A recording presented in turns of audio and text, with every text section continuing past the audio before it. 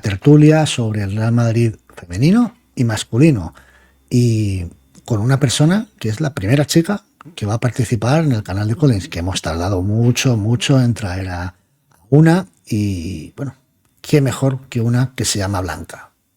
Vamos a ello.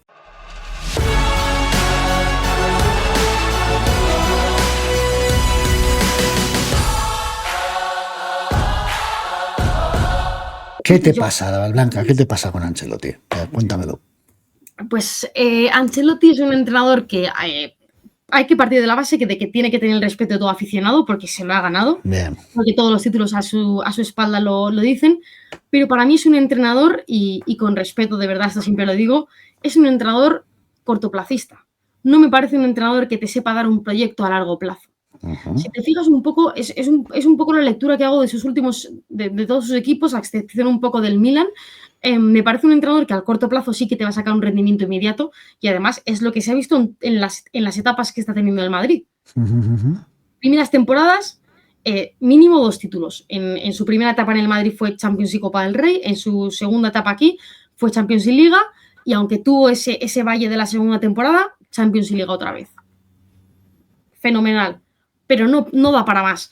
Y hay, para mí, un conformismo, y quizás no es tanto un conformismo, sino es un me caso con unas vacas sagradas durante toda mi trayectoria y no doy para más. Y al final, en un equipo que está en construcción, no le puedes hacer eso porque lo matas. Tú no puedes tener a Camavinga en el banquillo por poner a Modric con 40 años. Y sé que no le estás poniendo de la misma posición, pero es un poco para que veas un poco la lectura que hago yo de esto. Sobre todo porque en partidos como hoy que tenemos el día del Athletic, es que en vez de tener a un tío como Raúl Asencio, y ojalá me equivoque, de central, es que estamos hablando de que igual juega Tchouaméni de central. Y son ese tipo de cosas, cosas de Ancelotti, las que me echan para atrás y las que me hacen decir que ahora mismo no es el entrenador que tiene que tener el Madrid. Un Madrid que tiene que estar, para mí, en el medio campo, uno de los líderes tiene que ser Arda Güler, o por lo menos una de las revoluciones, y no está teniendo minutos. Que cuando tienes a un tío como Mbappé que no te está metiendo una, tienes a Enrique del banquillo comiéndose mocos, o como el otro día, calentando toda la segunda parte. Tienes a tu mejor jugador, ¿no? Que es Vinicius, uno de los que tiene más participaciones ofensivas, y no eres capaz de que Endrick juegue ni un minuto. Entonces son ese tipo de cosas de Ancelotti las que me mosquean. Yo eso que llamas tu cortoplacismo lo entiendo como... A ver, te entiendo lo que quieres decir.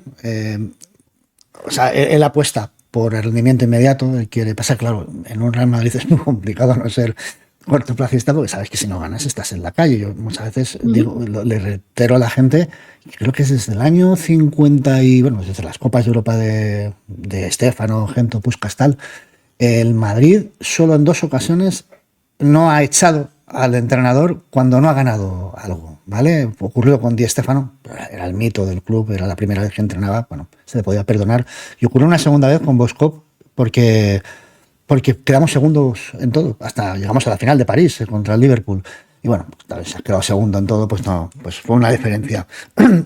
No ser cortoplacista es complicado, pero lo que sí que comparto contigo la opinión es que Ancelotti es un entrenador que le cuesta crear proyectos de cero. Es decir, que ha sido excelente en la gestión de equipos ya más o menos estructurados, ¿vale?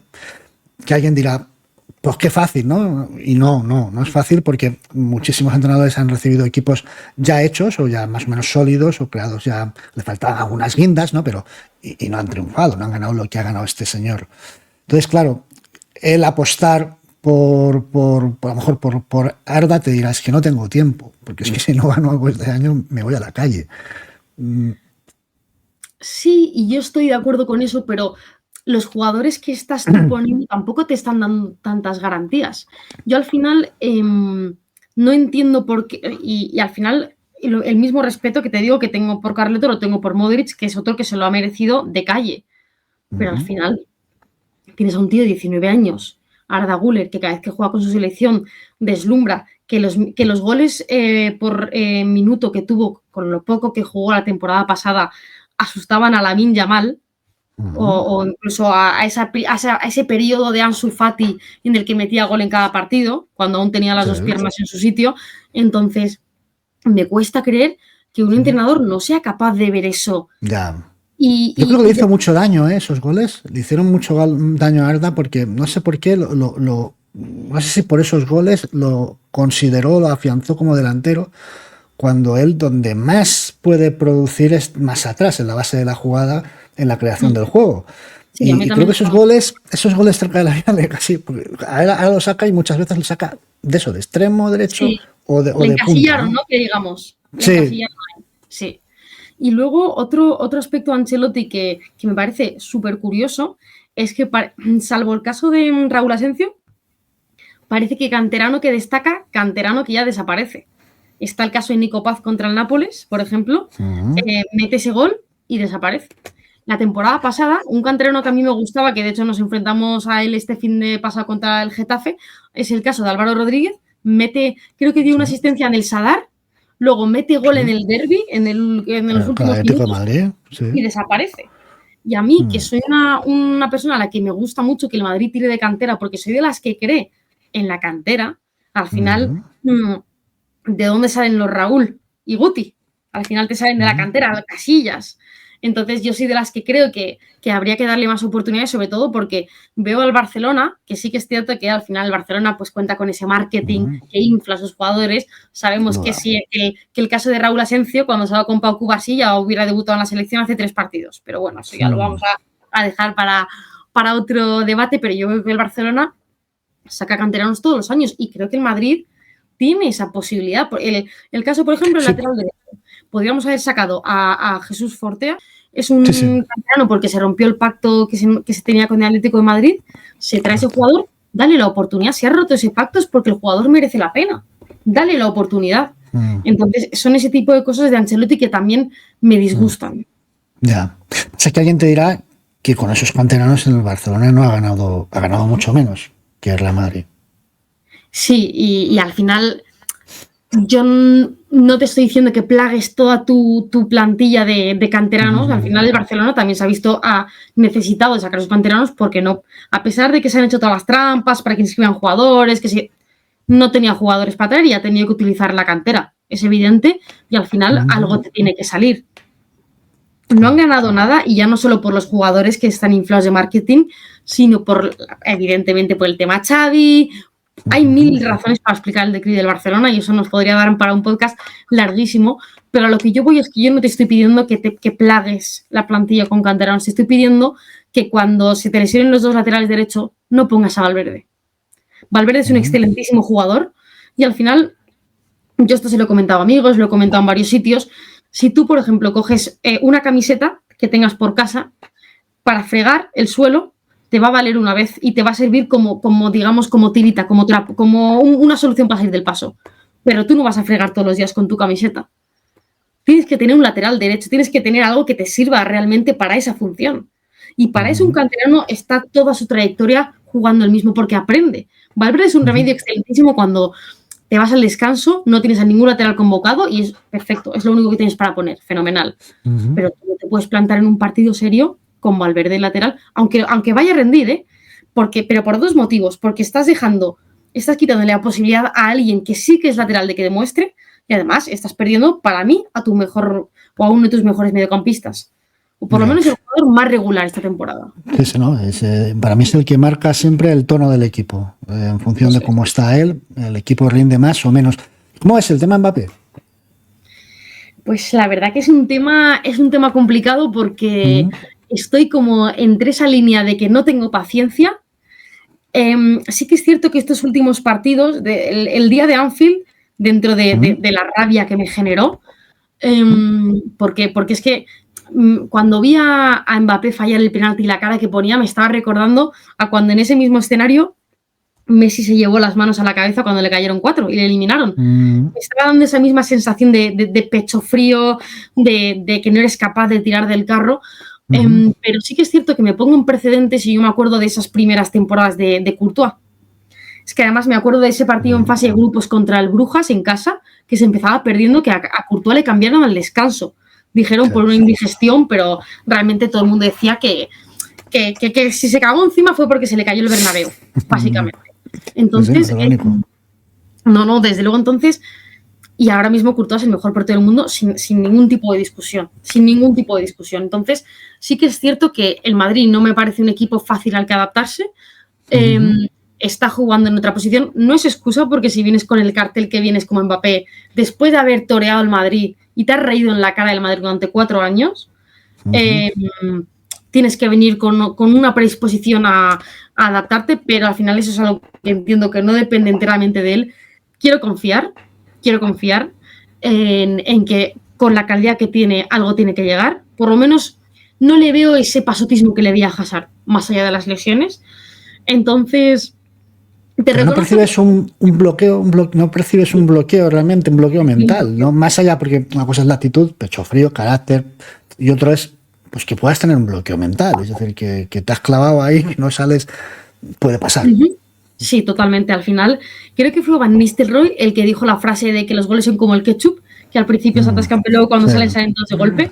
Pues igual le pasa un poco lo mismo, y que cuando empiece, porque sí que es cierto que cuando en un partido se le ve que rara vez pasa, o rara vez ha pasado aún, pero que cuando le salen 2 o 3 cosas seguidas, sí que se le ve más acertado, más metido. De hecho, creo que fue el partido del Alavés, que metió un golazo que creo que se recortó a 2 y luego tiró en el Bernabéu, el que fue el que empezamos ganando 3-0, que casi nos empatan al final este año en casa. Alavés, sí que es cierto que cuando va empalmando varias jugadas que sí que conecta bien, se le ve con otra actitud o con otra predisposición, pero mira, me recuerda mentalmente mucho a Rodrigo, fíjate, a Rodrigo, nuestro Rodrigo. Es un jugador que como de repente empalme regates que le salen, no hay nadie que se la quite. Ahora, como falle 2 o 3 claras, Rodrigo está fuera durante 4 o 5 partidos. Entonces, y el que no es así es Vinicius. Bueno, es que Vinicius es mi devoción, entonces ha sido tocar la tecla que a mí digamos que es mi debilidad, es como si me tocas el corazón. Para mí es un jugador hecho otra pasta, evidentemente el que para mí tenía que haber sido el Balón de Oro sin ningún tipo de discusión. Creo que cualquiera que haya visto fútbol el último año lo conoce. Está por encima de cualquier tipo de crítica, que todo hay que decirlo, que también Vinicius tiene su punto negativo cuando se va con el tema de quizás ciertas provocaciones, que se va del partido, eso es otro tema, pero Vinicius es un caso aparte. Vinicius es una capacidad de tirar del carro que es diferente. ¿No lo ves por dentro? Pues yo lo veo, creo que va a evolucionar hacia ahí, no ya solo por Mbappé, que también es una opción más, que es una solución a ese tema, o un principio de solución. Pero es que no es por eso, que es que yo creo que es tan grande como jugador, que tiene tantos recursos, que va a terminar. Todos los grandes jugadores hacen eso. Todos los grandes jugadores que tienden a centrarse, ¿no? Y creo que además eso le va a convertir en un jugador de 30 goles por temporada, el acercarle al área centrándose más. Sí, fíjate que aquí me pones en un debate, porque para mí la temporada pasada, si me tengo que quedar con 2 partidos de Vinicius, me quedaría con los 2 del Bayern, ida y vuelta. La ida, que la juegan, que si no me equivoco, juega el partido entero, o todo lo que juega lo juega por dentro, me enamoró. Me enamoró. Absolutamente. Vi a otro jugador y no, me quedé sin palabras para describir a Vinicius en ese partido. Y la vuelta, que si no me equivoco ya la juega en el extremo, el cómo juega con Kimmich, yo creo que hacía muchísimo tiempo que no veía tanta superioridad de un jugador sobre su marca. Entonces me cuesta decidirme. Creo que por dentro es un jugador muy peligroso, mucho más de lo que está siendo Mbappé ahora. Me daría miedo perder quizás esa parte más pura de Vinicius si le meto por dentro, porque al final es cierto que es una posición que no te exige tanto regate, tanto desborde, digamos, cuando vas por dentro. Pero sí que es cierto que me parece un recurso a utilizar, sobre todo cuando tienes a un Mbappé tan bloqueado. Sí. Ha marcado golazos regateando por dentro, pero en plan slalom, de uno, otro por dentro. Y tiene capacidad de asistir, tiene un disparo, lo hemos visto este año, un disparo, creo que fue contra el Villarreal, muy cristianesco, disparos secos en carrera. Me parece que tiene todas las condiciones. Y luego el hecho de que le alejes de la banda, o sea, que le alejes del público, le hace mucho bien. Y en definitiva, que cualquier gran jugador, si tú le amplías el espacio, es decir, un jugador que está limitado por la cal, pues le falta la mitad. Si le amplías el espacio, tiene muchas más posibilidades de desarrollar su potencial, ¿no? Y en su caso es enorme. Además, antes que hemos estado hablando un poco, en este caso estaba yo criticando a Ancelotti, una de las cosas que también le critico a veces es un poco la falta de leer los partidos, porque me recuerdo muchas situaciones de la temporada pasada que metía a Joselu, por ejemplo, o quizás estamos jugando con Fran García, que es un lateral que tiende más al ataque, tiende mucho más a los centros. Entonces, cuando juegas con Fran García, no juegas con Joselu. Entonces, un jugador que te va a poner buenos centros, pero le quitas a un 9. Y al revés, metes a Joselu y metes luego a Mendy. Lo he hilado un poco con esto porque muchas veces me daba la sensación de que Vinicius, digamos, que tapaba esa progresión que tiene Fran García de hacerse toda la banda. Y que si tú centras un poco más a Vinicius, permites que Fran García tenga esa proyección. Entonces vas a hacer que el Madrid gane metros ahí. Y que muchas veces Vinicius lo que hace es que se queda con el balón, vale, regatea en el borde del área, digamos en el lateral del área, ¿y quién hay dentro? Nadie. Lo que ha pasado muchas veces. Claro. Sin embargo, lo que permite es que Fran García haga esa labor y lo que haces es que metes a Vinicius por dentro, ganas un rematador. Un Fran García que realmente este año está superando con creces además a un Mendy que es calamitoso. Yo creo que Mendy sin Toni Kroos es un jugador que no es válido, porque Toni Kroos le facilitaba mucho el tema de sus pocas líderes a la hora de sacar el balón. Y claro, pues ahora se nota mucho, demasiado. Y bueno, eso hay que defensivamente están penalizándonos también, algo asombroso. Sí, lo que además me parece curioso porque vi una estadística el otro día que creo que no habíamos perdido ningún partido en el que hubiera empezado Fran García en este año en el 11, y al final es una estadística que muchas veces la habíamos atribuido a Mendy. Durante muchos años arrastró esa estadística de que cuando Mendy era titular en Liga no se perdía, o cuando jugaba en casa, y al final como que se le han girado un poco las tornas.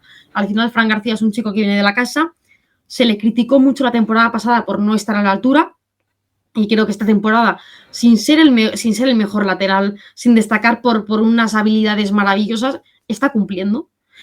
Quizás me está recordando un poco a esa temporada que se jugó en el Di Stéfano con la camiseta rosa, creo que fue la 2021, si no me equivoco, que Lucas Vázquez tuvo que jugar en la derecha cuando se le puso aquel mote de Cafucas, porque parecía que estaba subiendo bien a Carvajal, pues sin llegar a un nivel, digamos, para mí, de titular indiscutible con el Madrid, está cumpliendo con creces. Y para mí me está gustando, sobre todo porque es un jugador que tiene mucha actitud.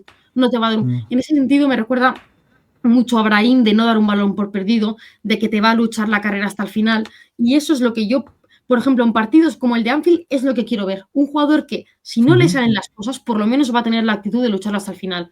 No el que se desespera, me llevo las manos a la cintura, a la cabeza, resoplo. Eso no es lo que quiero. Yo quiero a alguien que trabaje.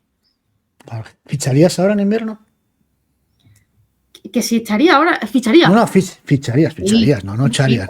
Estamos para echar a alguien, vamos. Hombre, a ver, yo no me escondo. Bueno, evidentemente, para mí, si no se sella la clasificación a Champions, hay que echar a Ancelotti. Yo soy muy clara con eso. Bueno, sí, eso va a pasar. Pasaría. No va a pasar porque no va a pasar, pero pasaría, sí, pues sucediese. Porque nos va a pasar como esas últimas temporadas, quizás con Zidane y tal, que nos estamos hablando en la última jornada. Pero yo soy muy clara y lo que voy a decir es muy crítico, pero para mí se había tenido que destituir o acordar, digamos, una rescisión de contrato con Ancelotti este año al acabar la final de la Champions en Londres, porque para mí su proyecto está muerto. ¿Y a quién lo hubieras puesto? Es que, claro, es cierto que no te puedo venir un poco con el problema sin darte la solución. Claro, es que sí, es más, te añado. ¿Y si Madrid ya tiene la solución, pero la solución no se podía hacer este año? ¿Y si la solución de Madrid... ¿no? Entiendo que sí. ¿Qué hacías este año?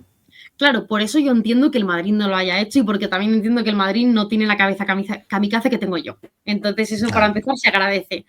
Pero luego te vienen el resultado del partido del Milan, o el clásico, y para mí sí que son señales de que para mí en ese momento tenía que estar fuera. Y dices lo mismo, ¿a quién pones? Pues bien, yo te voy a dar un nombre que yo creo que nadie lo tiene sobre la mesa y que me parece, es un poco kamikaze, pero a mí me parece interesante, que es su hijo. Su hijo es un, aparte que lleva siendo el segundo entrenador del Madrid durante los últimos años, tiene muy bien cogidas las dinámicas y muchas veces, si te fijas, bueno, Ancelotti evidentemente es un entrenador que si se caracteriza por una cosa es por no hacer cambios hasta el 90, 85. y se ve muchas veces que su hijo es el que se le anima a cambiar el dibujo. Discuten mucho. Mucho. De hecho, el cambio de Joselu del partido del Bayern lo hace Davide. Y recuerdo además un partido, creo que fue la segunda jornada de la temporada pasada, creo que es contra la Almería, allí, en el Juegos Mediterráneos, que dice Davide que la falta la tira Álava. La tira y la clava en la escuadra y se gana el partido. Y tiene más comentarios y tiene una forma para mí de tácticamente que me gusta mucho como dibujante. Me parece una forma de, sin romper la estructura del equipo, tener a un tío que viene, entre comillas, de dentro, que se conoce bien a los jugadores y no revolucionas mucho todo lo que es un poco el juego. Sí. Insisto que es un poco kamikaze porque no es No. Bueno, o sea, es kamikaze en el sentido, claro, como va a sustituir a su padre. No sé si el padre se lo tomaría bien, pero que entiendo la lógica, ¿vale? Porque, de hecho, te comentaba, le veo bastante en Valdebebas, en la grada. Al padre no, pero a él sí que le veo a veces tanto con los partidos que veo del juvenil, de Arbeloa, algunas veces le he visto, y del Castilla también alguna vez. O sea, que está ahí al lado de Solari. Y bueno, pues se da cuenta de que tiene conocimiento de lo que tenemos ahí. Pues nada, Blanca, que vamos a dejar aquí. Perfecto. Bueno, para mí que sepas que ha sido un auténtico placer, de verdad, charlar tanto de la parte femenina como de masculino. A mí también seas, Pali, que me puedo tirar horas hablando de los dos. Y nada, lo dicho, agradecerte esta oportunidad, el que me hayas invitado a tu canal y me hayas abierto tus puertas. Y encantada, ya lo sabes. Pues gracias a ti por venir, gracias a ti por la conversación y ya no será la última vez. Eso Bienvenida. Espero. Hasta otra. Gracias, hasta luego. Chao.